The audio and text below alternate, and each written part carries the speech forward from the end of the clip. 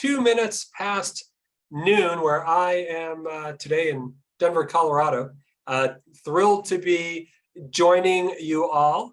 My name is John Watson. I run the Evergreen Education Group, which in turn organizes both the Digital Learning Annual Conference and the Digital Learning Collaborative. We've been working in the K-12 online blended and hybrid learning space for a couple of decades now, and thrilled to be joined by several people who also have a lot of experience running schools and programs, some of the smartest, most experienced people that I know in the space, and looking forward to this conversation.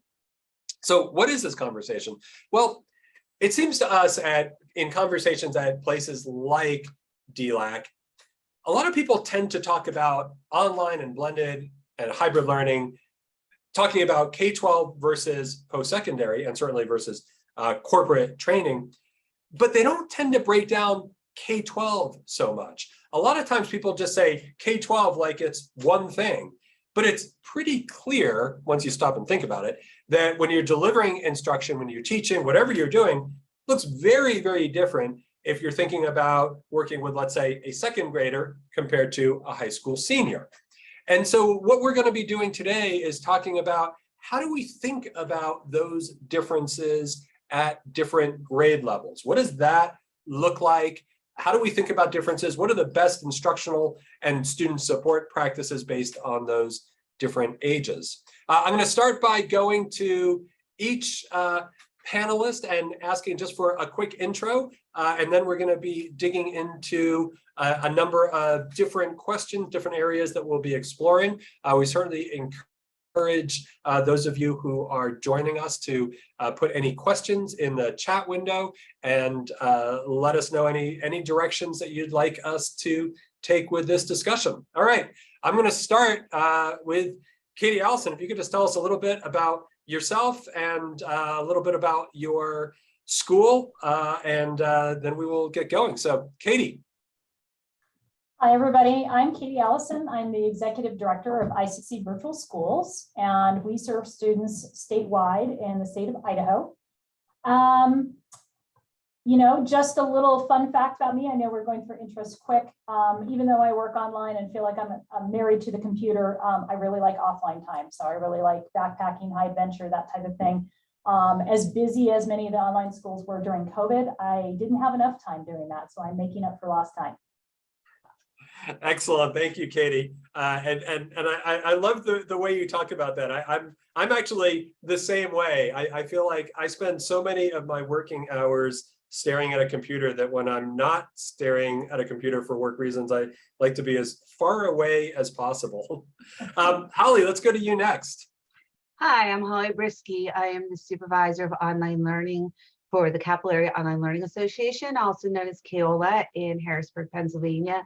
We are a consortium model or franchise model where we partner with other education service agencies, districts, schools, programs to help them provide online learning options for students. And we've been doing this for about 13 years, and we serve students all across the state from kindergarten through 12th grade. And I've been in online learning doing this for about 18 years now, which feels like a long time. But it's flown by. And when I'm not eating, drinking, thinking about online learning, I love to garden, and I'm working on getting a certification for a pollinator garden so I can help with the bees and the butterflies and bring back those monarchs that are endangered. And I like to do art too. Thank you.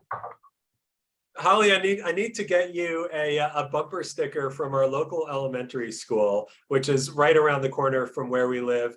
That bumper sticker. The bumper sticker says, bees need weeds. Yeah. And we see them all around our neighborhood. And actually, we just last summer tore up our grass lawn and replaced it with native plants. Oh, you're my hero. Thank you for doing that. Actually, my wife and mother-in-law should be your heroes. They did most of the work. Nice. Jen Salto, let's go to you next.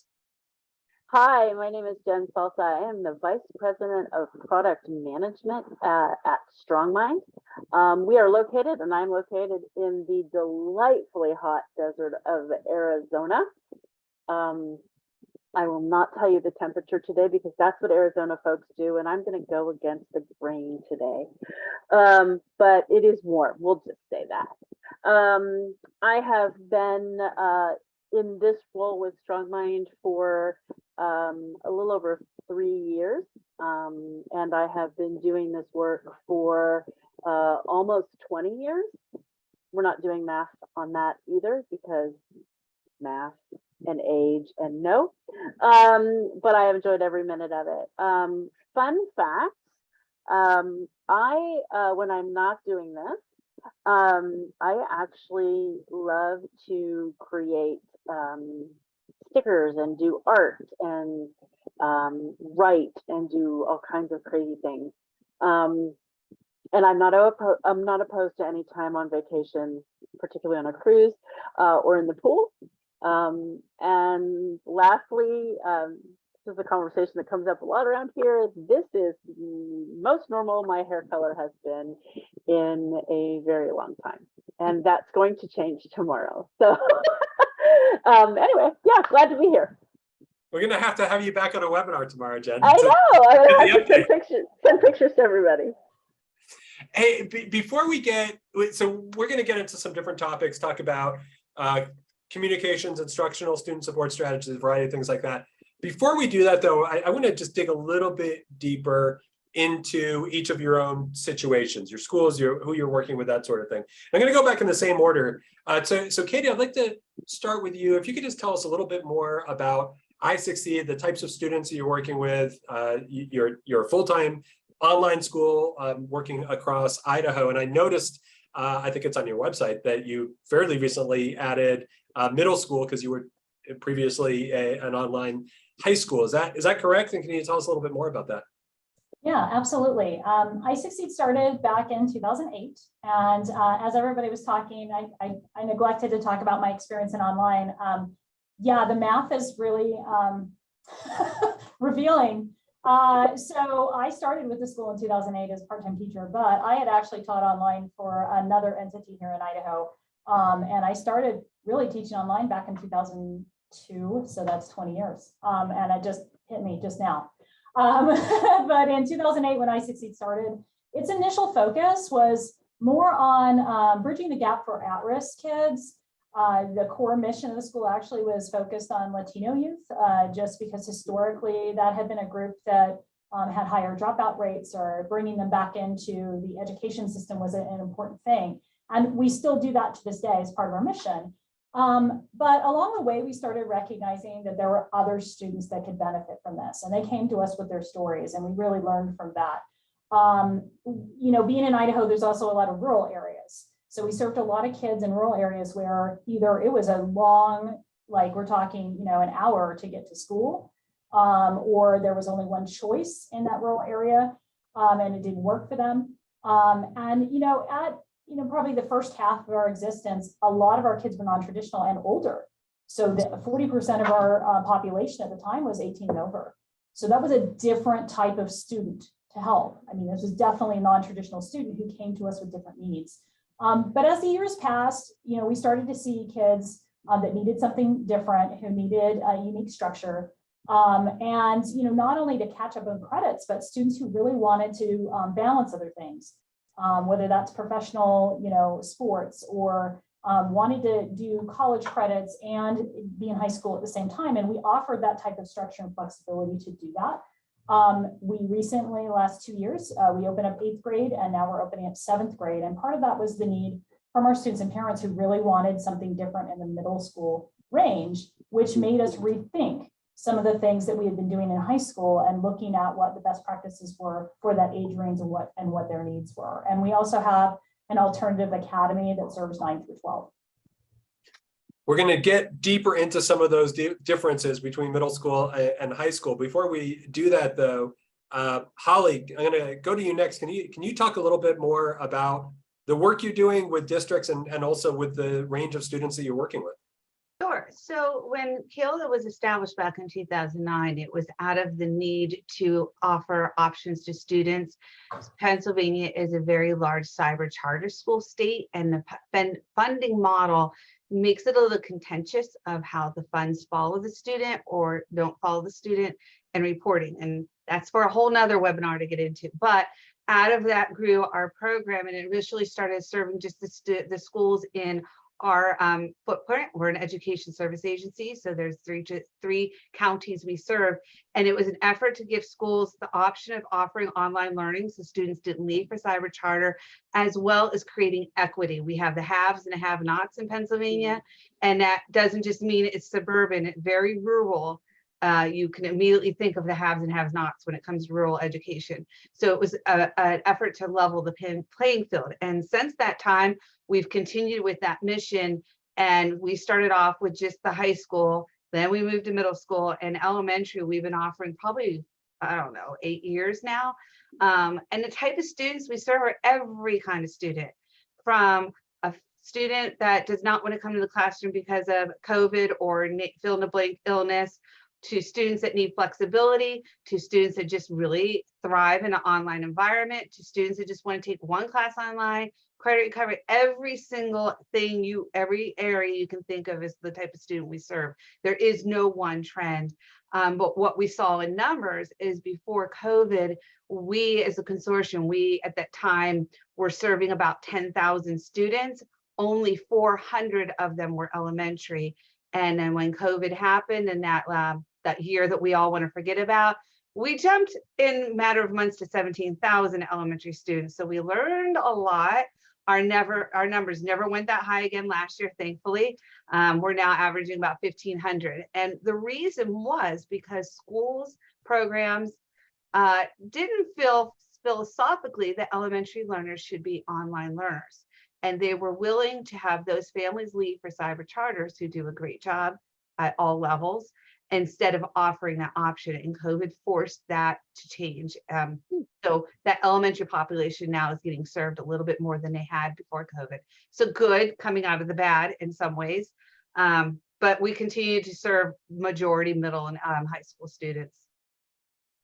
Thank you, Holly. And even if that, with the number of elementary coming down after COVID, it's still a significant multiple of what you were serving before, right?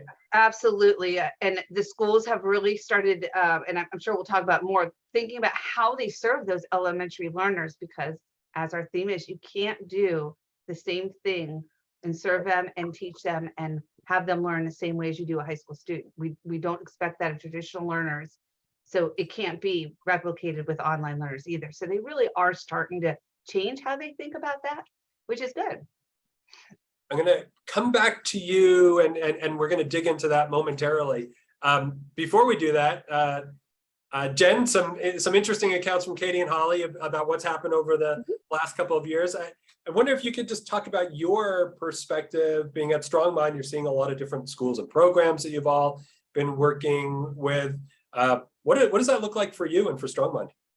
Yeah, so it is truly one of the joys. Like it's one of my favorite parts of what I do. And in that we at StrongMind get to see all of the different choices that are being provided for students of all kinds and with all needs. Their families have different needs, the students have different needs, and those needs can change over time. And one of the I like to say that I have the best job in the whole world, so sorry, ladies. But one of the cool things about my job is that we at StrongMind are here to support allowing those choices to happen, right? So we can support and we work to support any full-time virtual programs. We also, for those students who would do better in a hybrid scenario, right, where they're on site for a part of the time and they're at home for a part of the time, or however that, I mean, there's hundreds of different ways to do that, but however that plays out, we have the ability to come in and support through both technology and content, as well as implementation and training, professional development, those kinds of things. We have the ability to support all of those and really just do our part. It's a little part. These ladies do the heavy lifting. These ladies and their teams do the heavy lifting, but we can do our part in helping to provide those choices for students across the country. And that's not a small thing. It's very cool.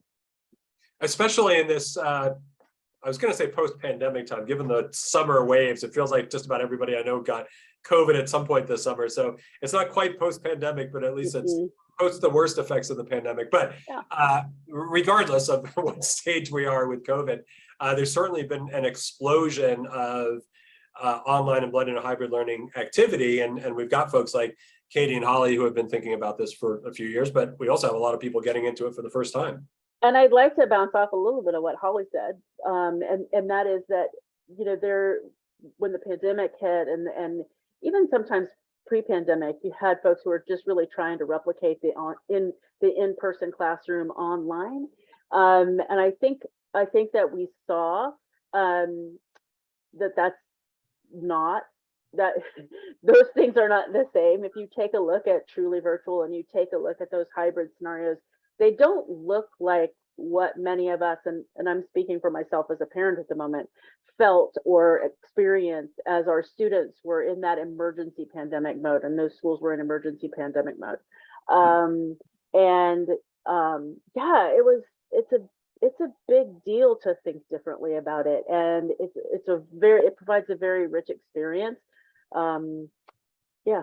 It's really, really great to be able to support, and it's very cool to watch. And as a parent, my kids actually went into virtual schools for the very reasons we're talking about. So I have experience on both sides, and it's been glorious. So Katie, I'm curious, what did the last couple of years, the pandemic years, look like for iSucceed? Was it a change? I mean, you were doing this obviously for a lot of years before the pandemic. Do you get different students, different types of students, different families, or was it more or less pretty similar to your pre-pandemic times? Yeah, there was definitely a shift, and I don't think we realized it until we were kind of in it and asking and surveying. You know, our students that come to us have, you know, very similar to other online schools, health issues, anxiety, they need something different. They could be teen parents. They're behind in credit. There's a lot of reasons, you know, but one of the things before COVID we saw, and we've kind of continued to see this, that was a little surprising, is that one of the #1 reasons they select in coming to online school is that they've experienced bullying, or what they like to call as high school drama or school drama in their home school, that just wasn't working for them, and they needed that time out. They needed to go somewhere different and get something different. So we continue to see that, but initially, a lot of the answers were more about COVID and health concerns, and also consistency. Consistency was a huge deal, because many of the traditional schools are really struggling to just reorganize and restructure in a way that they could use online, and it was an emergency situation, and they really couldn't do what we had already been set up to do. But as things eased up, what we started hearing anecdotally, and then later in the surveys, were that parents all of a sudden realized that online instruction was very flexible, and it was very personalized, and it was responsive to things that they didn't really experience before. And so some of those families, after the initial, hey, I want to go here for consistency and health reasons, like I just want to keep my kids at home, all of a sudden we're like, wait a minute, this means that we could take a long weekend vacation and my kids can work ahead before they go on this vacation. This gives us flexibility. Or their kids were in sports or traveling, and it really worked for them. So it started to change. And what we're hearing now is that, you know, there are students and parents who had no idea that this was the structure that online schools had. And now they've experienced it, and that's been a positive experience for them. And it worked for their families. We did a study a bunch of years ago. This is like 2016 or so. And we asked a bunch of students in online and hybrid and blended schools why they had chosen those schools. And by far the #1 answer was flexibility. It was like just off the charts. Nothing was even close. But what was interesting about that was that flexibility was like this top line response. And then there were a whole set of different reasons why a student or a family wanted flexibility. And some of those reasons that you're talking about, a student or a family might say flexibility, but it could be flexibility for health reasons, for reasons of getting ahead or catching up academically, just a whole set of things. And one of the things that you just said got me thinking about, I think flexibility tends to mean something very different for elementary versus high school, often because when you're talking flexibility for an elementary age student, a lot of cases what you're actually talking about is flexibility for that family, right? And whereas for the high school student, a lot of times the student themselves saying, I need or want that flexibility. Holly, I wonder, are you seeing that especially as a difference between different ages and in the schools that you're serving?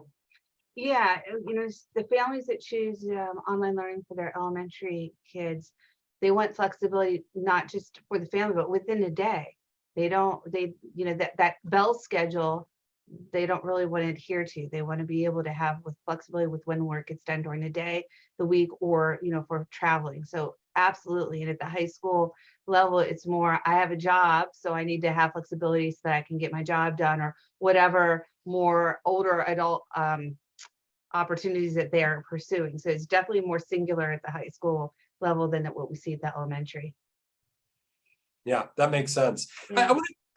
I want to dig a little bit deeper. I wonder if you think about some of the differences. Holly, I'm going to go back to you because you mentioned earlier, you touched on, hey, there's a lot of differences now that we're thinking about these larger elementary numbers. What are a couple of those differences that really jump out at you when you think about a second or third grader versus a high school student in terms of how you work with them? Yeah.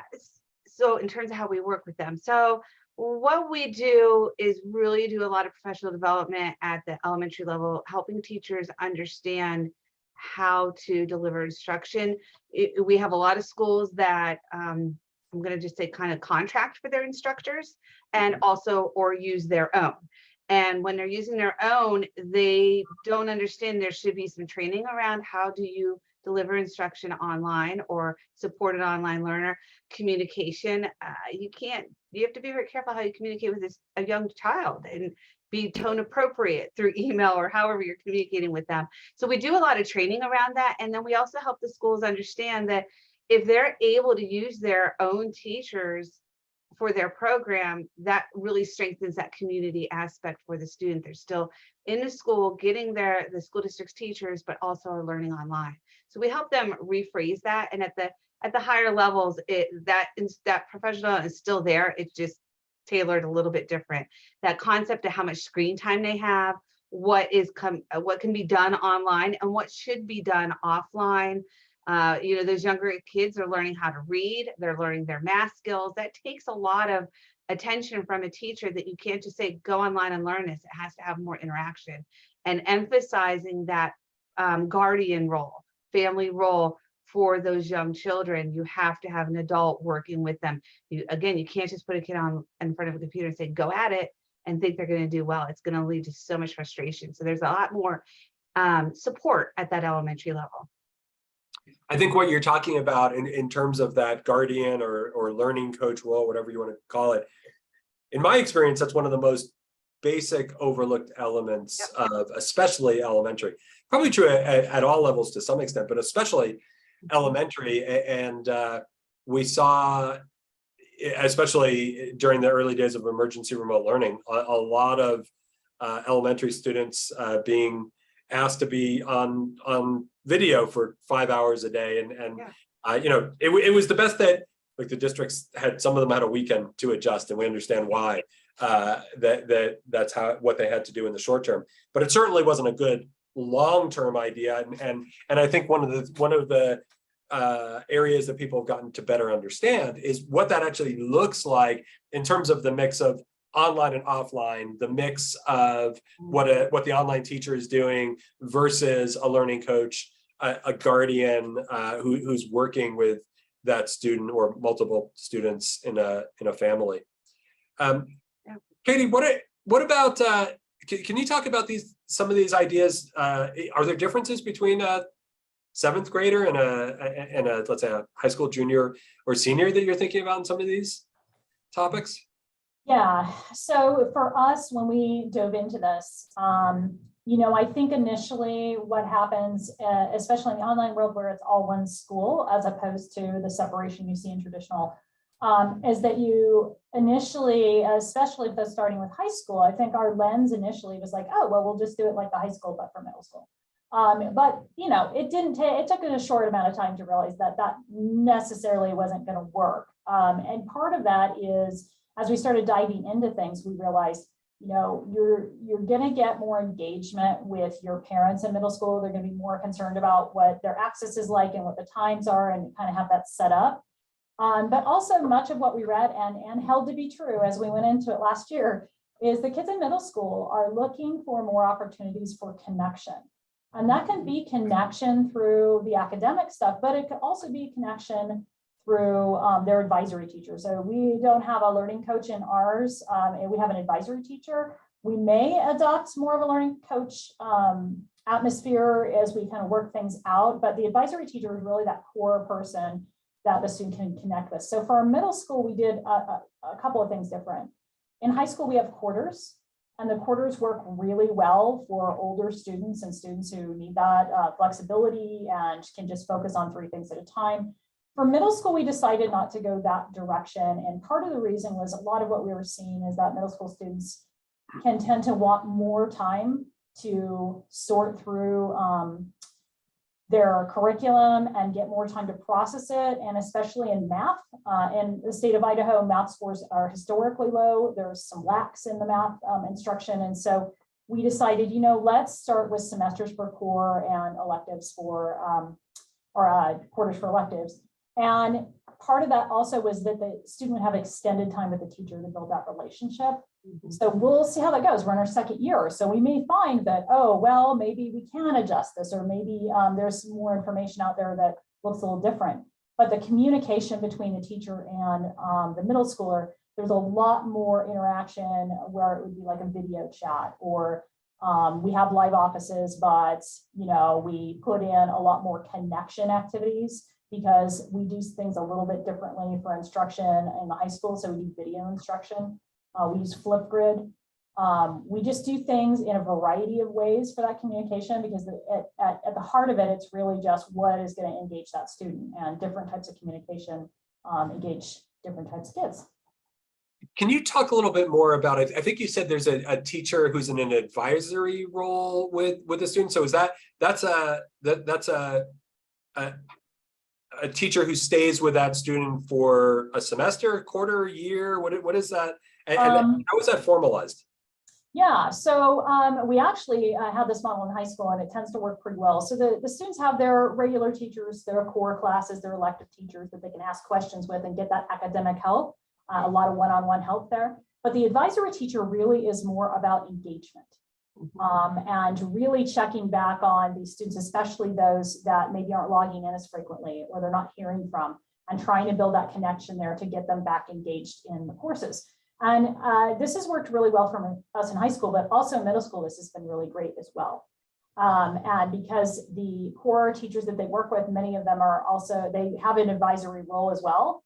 So the kids are familiar with them, already have that relationship. And we also have the lower ratios that help with that.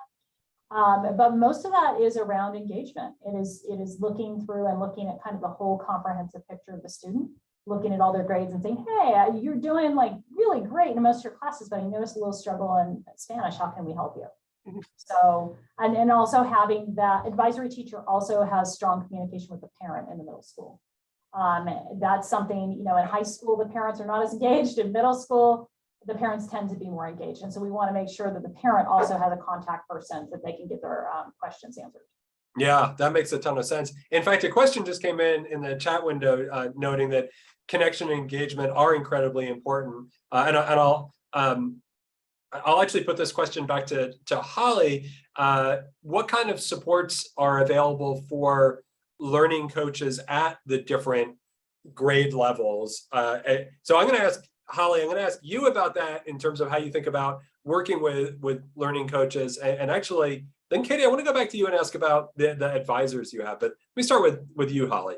How do you think about those supports? Well, we first frame it that those learning coaches with the younger students, come from a wide variety of backgrounds. Some only have a high school diploma, some don't, some have master's degrees. So there's a lot of different levels coming in, and that we have to keep that in mind. So we work with the curriculum companies and ourselves to create a repository for parents. And we do an orientation showing like, oh, here's how you navigate the system. Here are pacing guides. A lot of the vendors that we work with have the very well-written pacing guides that sometimes you can say, now parents say this, because they're not teachers. A lot of them didn't go and get their certification to understand the nuances. So we really have to help them feel comfortable in their role, that though they're not a teacher, they are supporting those younger learners with those essential skills. And that goes all the way up to the high school. But, you know, Katie said, we don't have as much engagement at the high school. They're kind of on their own. But the middle and elementary parents are much more involved, and they feel very uncertain and awkward and not always on board with online learning, but it may be the only option. So we try really hard to make them feel comfortable about what they're doing.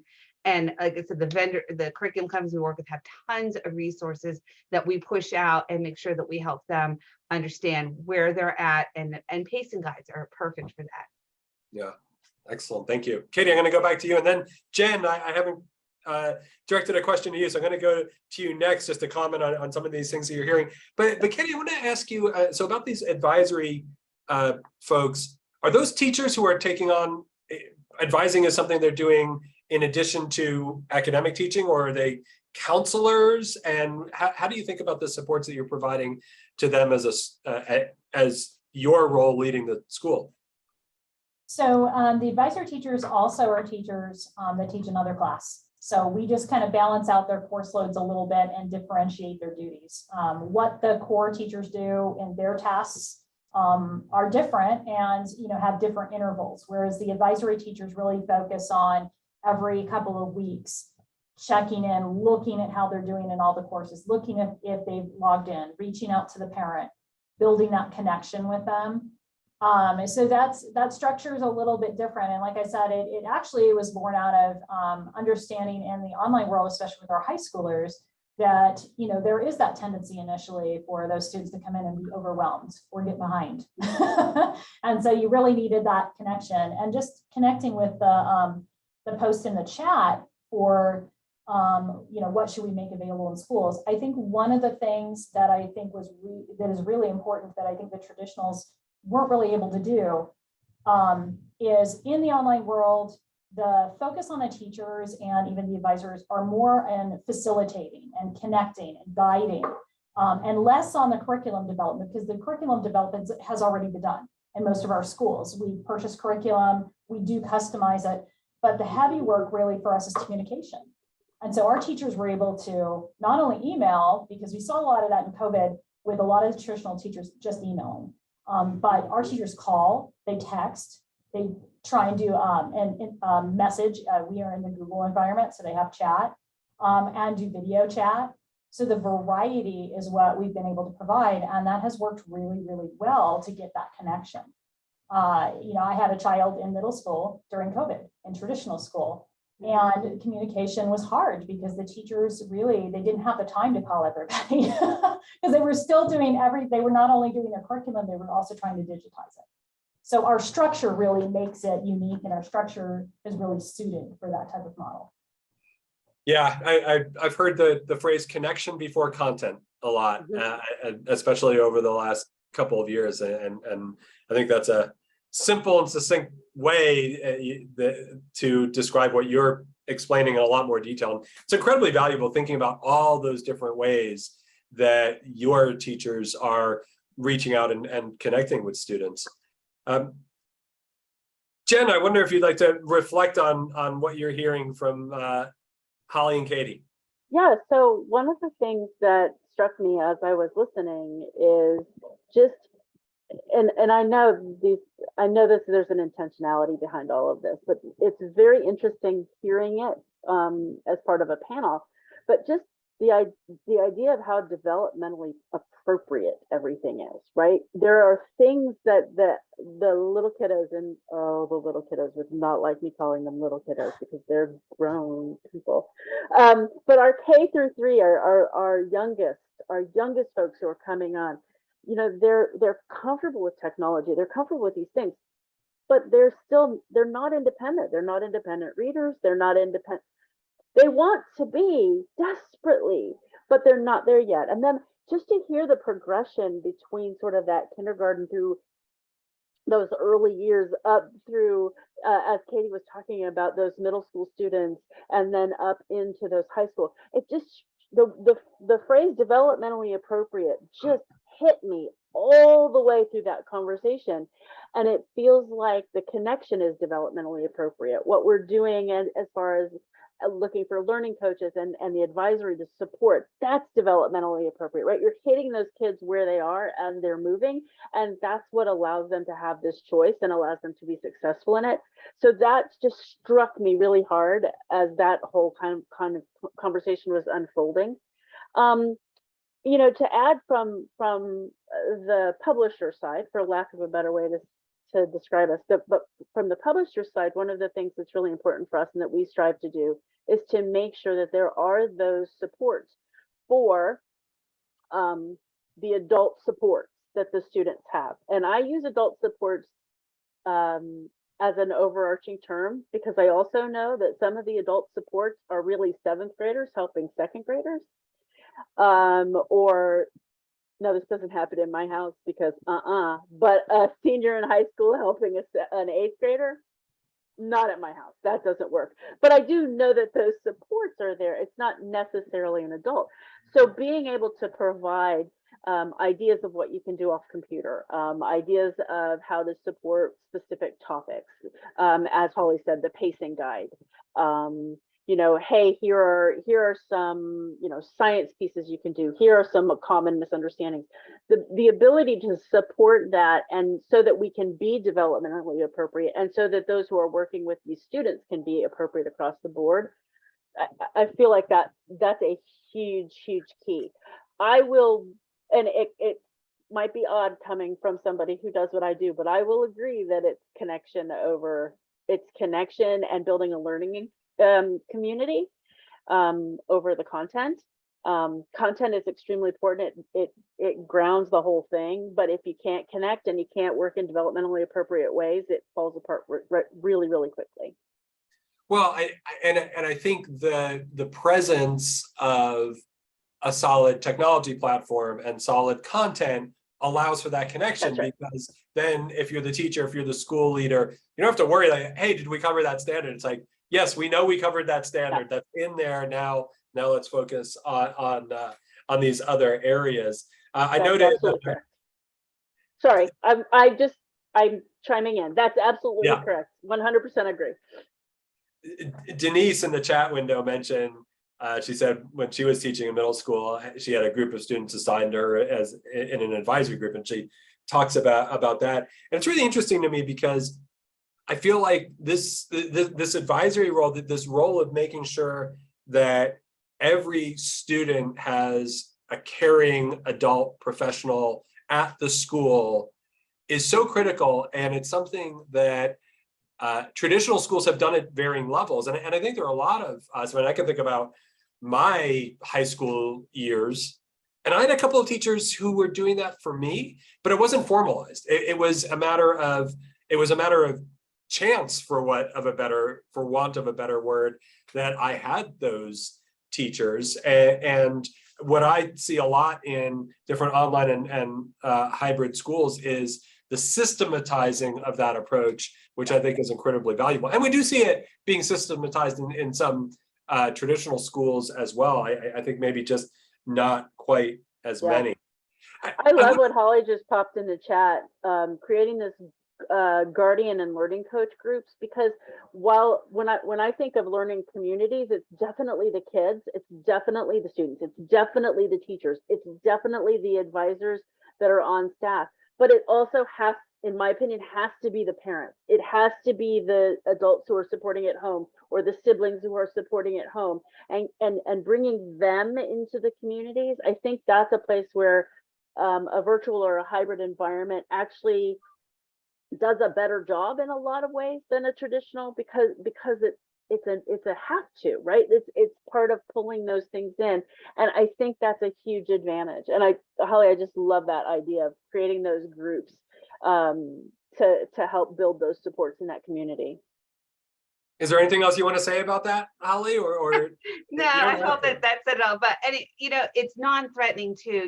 That we're talking about students, but parents need help, or guardians, we should say, need help, and it's always easier to go to a peer and feel non-threatened than going to whomever at the school. It's just a non-threatening atmosphere that can be created where they're bouncing ideas off each other and helping each other, just the same way we want the students to be doing. We're helping the adults do it as well, and it's not threatening. It's an easy way to get answers to questions and feel supported. Yeah, exactly. Totally agree. I want to, Holly, I want to go back to you, and I want to go to a topic that Jen got me thinking about with some of what she said about how students are working in online and hybrid environments. And it's about student agency, organizational skills. There's no question that one of the benefits, especially when I'm thinking about high school students who are in online or hybrid schools tend to have to build a sense of control, a sense of agency to be successful. And one of the things that we hear from these students and parents who move on to a post-secondary education, or really any sort of post-high school that involves ongoing learning, which is a lot of things these days, is the idea that these students who came out of a learning environment where they had to have a more control are incredibly well served as they go on to the next thing. Yeah. Where they aren't spoon-fed as much as they might be in some schools. But Holly, I wonder if you can talk about that and how you think about student agency at these different grade levels, because it certainly has to mean something different again for elementary versus high school, right? Well, it really needs to be taught. We have to teach young kids, young children, how to ask for help. When you say that spoon-fed, this idea that a student used to be in a classroom could raise their hand and physically be seen that they need help, they're very hesitant to do that online. They feel like there's this barrier. So from an early age on, we have to help them get comfortable, know how to ask for help, also look for answers. So we have to start teaching those skills to make them be successful. And that's an area we have work to do for sure. We're getting there as people become more aware of teaching, online learning for younger kids, but there's still a lot of work to be done. And it also comes from an adult perspective that teachers need to understand that these children are needing help, but they may not be asking, and not to just, well, nobody's asking for help, so everything's fine. And like all of you, I experienced that with my own children. I had a daughter in 4th grade at the time that was struggling, and I was dealing with my job in COVID, and she was home, and I couldn't help her the way I wanted, but she also wasn't asking for help. And the teacher was getting upset that she wasn't. So I'd intervene, and that idea that, oh, it's just easy, ask for help, isn't quite there. So we have to start teaching those skills and letting them feel comfortable asking and speaking up, and modeling it, practicing it. That social emotional learning comes into play on that as well. And I even see it at the middle schoolers, going back to that model. My son was in middle school. I couldn't get him to email his teachers for the life of it. And he has me as a mom. So they grew up knowing about online learning. So, it's not intuitive. It's not intrinsic. They feel awkward, and we just have to start teaching them, this is how you're going to communicate and advocate for yourself. Seems so Holly, like, so Holly, sorry, John. So Holly, I don't know if you've noticed this with your kids, but what she just said resonates with me hugely as a parent. Mine were in the 6th grade and a sophomore respectively. But I can tell you that coming through it and having a virtual experience for both of those kids, they can, if we can get there, right? Like, it's a teaching thing, and where you get them, obviously if you start early, then they'll really have it by the time they're, but my kids can advocate for themselves in ways that they never ever were. Probably, I shouldn't say that. I would hope that they could, but they can like my daughter will say, hey, this is what I need. This is what I know about myself. there's a learning there that not only is sort of that organizational piece, John, that you started talking, but just the ability to advocate for yourself and what you need to be successful.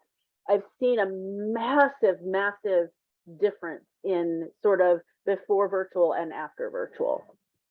I totally agree. And I also think I was thinking, Jen, as you were talking, and also as Holly was talking, it feels like maybe what's happened as you think about a shift from a traditional classroom to an online or hybrid classroom, it seems to me like what's happened is the range of activities and possible outcomes has grown incredibly.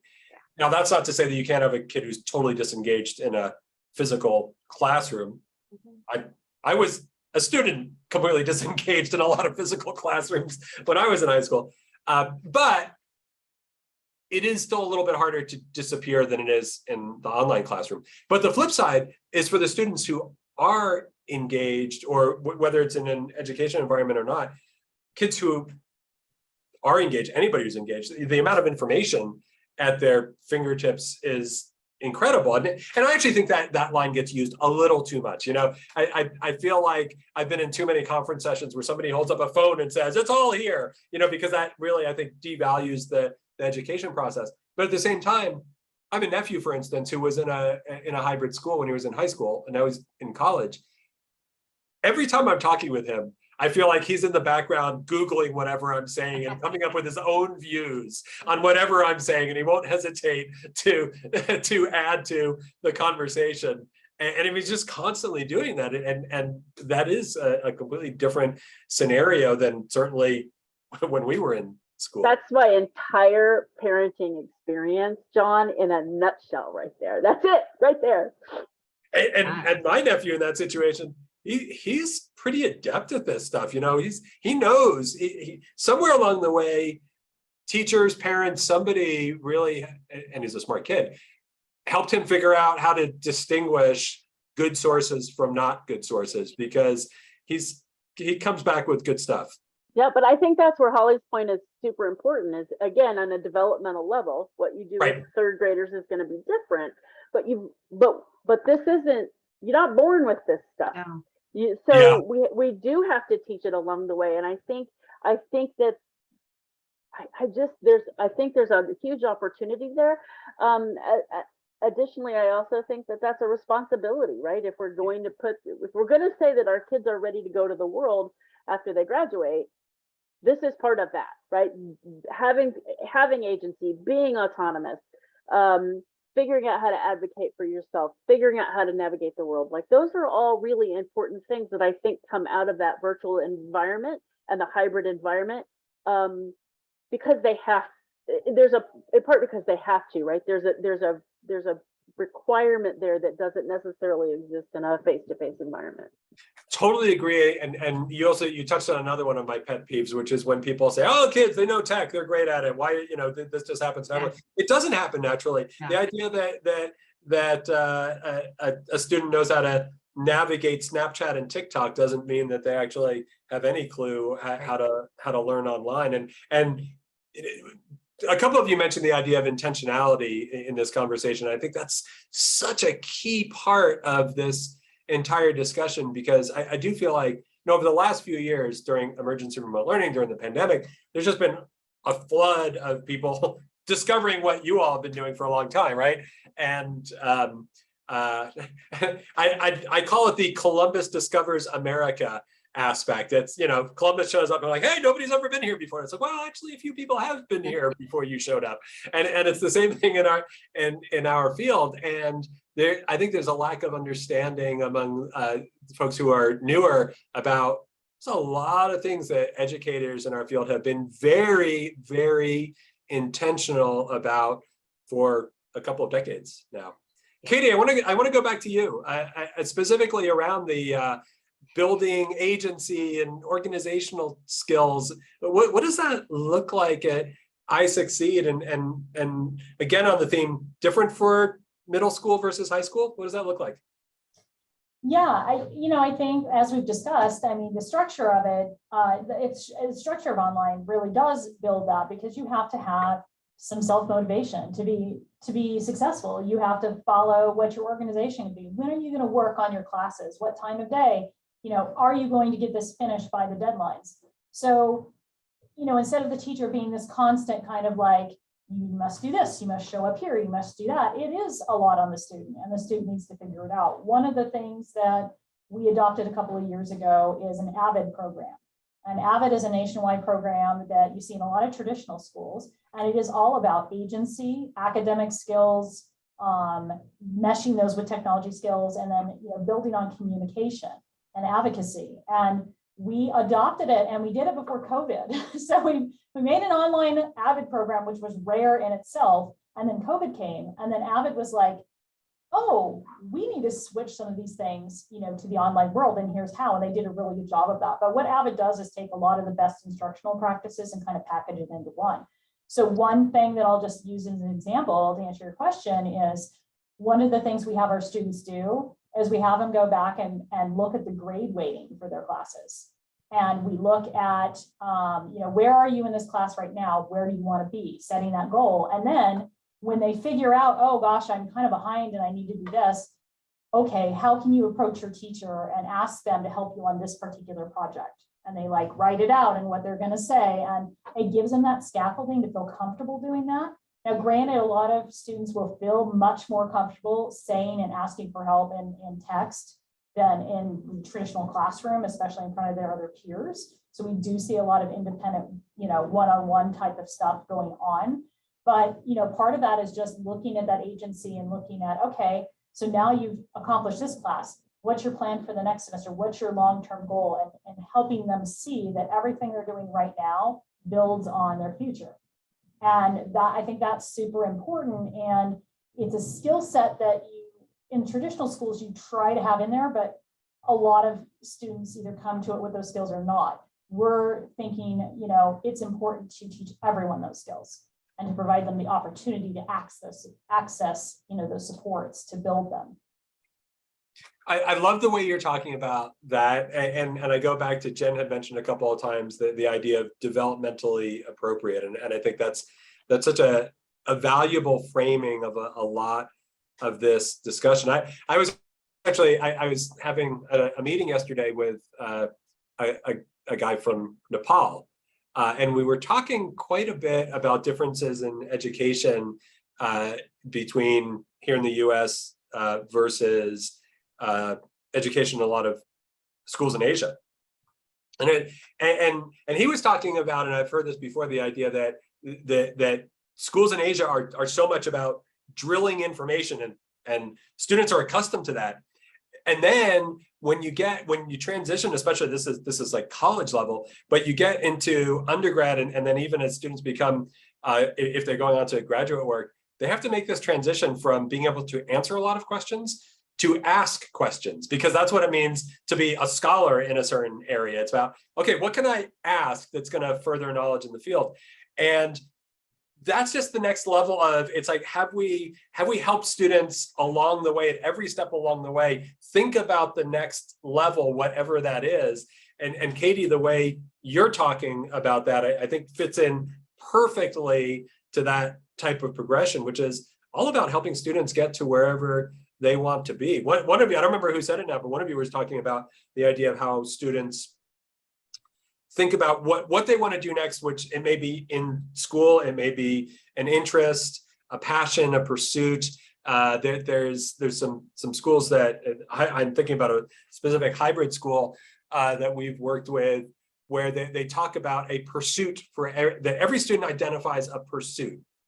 And that's the terminology that they use. And that pursuit may be a job, a career interest, an internship. It may be in sports or theater. It may be something science related. It doesn't really matter. And it can bridge academic and non-academic, but it's something that really drives them and motivates them. And we see that as such a central element of success for so many students. And I think the schools that you're all working with and running are really have that as a central organizing component. All right, we are at 5 minutes before the end of our time. I want to, and this has been a fantastic conversation. Thank you all so much. I could keep asking questions for another couple of hours, but you have schools to run. I do want to give you each an opportunity to leave the audience just with a final thought or two in a minute or so. Jen, I'm going to start with you. What's your thought that you'd like to leave the audience with? So first of all, these two ladies are rock stars, and their teams are rock stars. So I just need to say that out loud. I think the thing that I would love. So my favorite phrase is "what if," and it's what if we did this? What if we tried this? What if?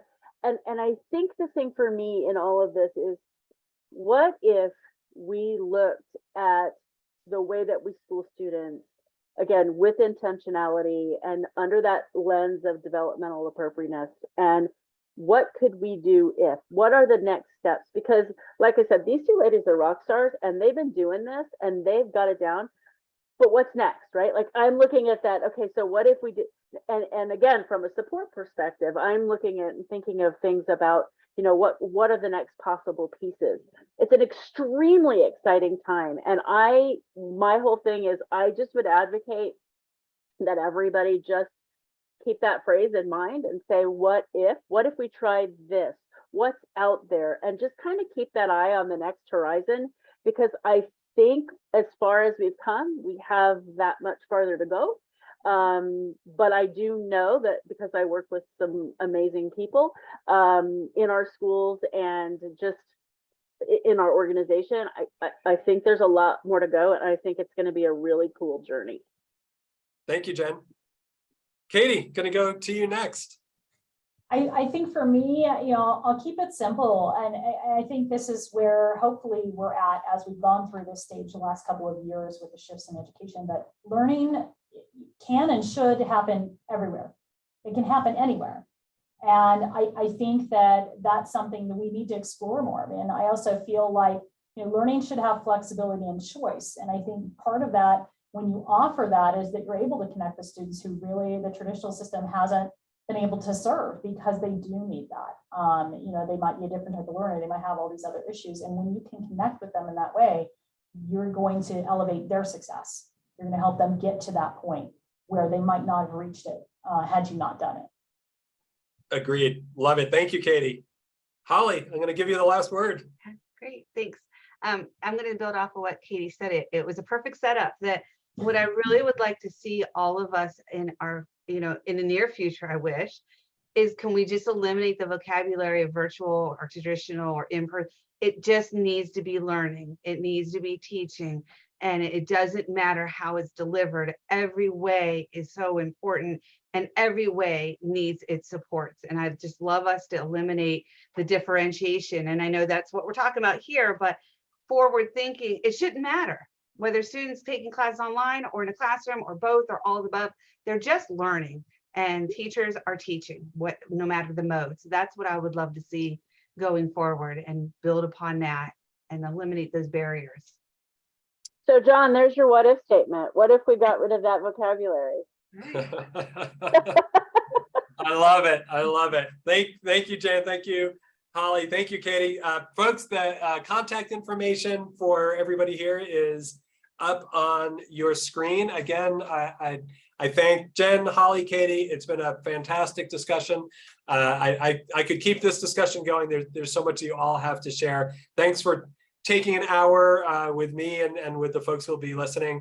And thanks for all the work that you're doing for students in our field. Thanks very much. Thank you. Thanks, John.